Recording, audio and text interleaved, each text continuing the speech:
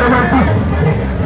Lakini kete mama na betu ya ndio imekwisha na kete na kamera kwa sababu mtoto huyo na kitata bekera kata na betu nimeweza iseri kwa mziki na mama baba ndiye mama kisha mmoja mama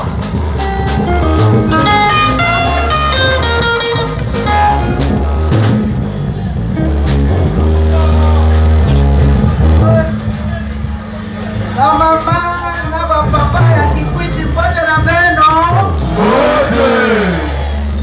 pote jaka mama ina mweso la mingi mwenu ina mweso pote na Beno papa pesa pote nani Maoke Fayulu Imerokwa Imerokwa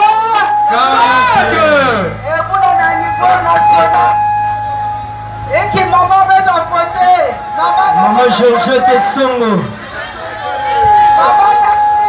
Maman Georgette Songo. Numéro quoi 66. 66. Quand je bois la Kikwiti, on me boit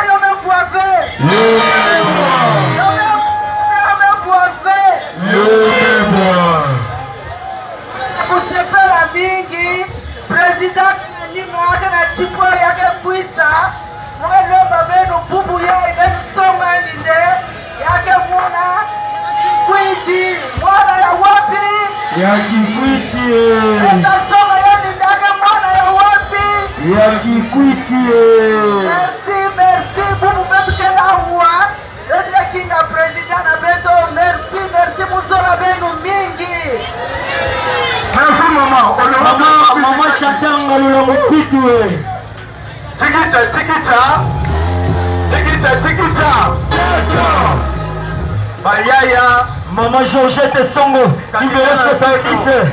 Maman Georgette Songo. La jeune Papi Mitete Yandiaï numéro 86. Betonio Sobetke l'anima ya Martin. Betke l'anima ya Martin. Fayulu. Samna ba Gaston. Ba jeune fille. Yina nyonso metali la sport, culture, enseignement. Candidat à la ba jeune Yandiaï Papi Mitete numéro 86. 4 toujours.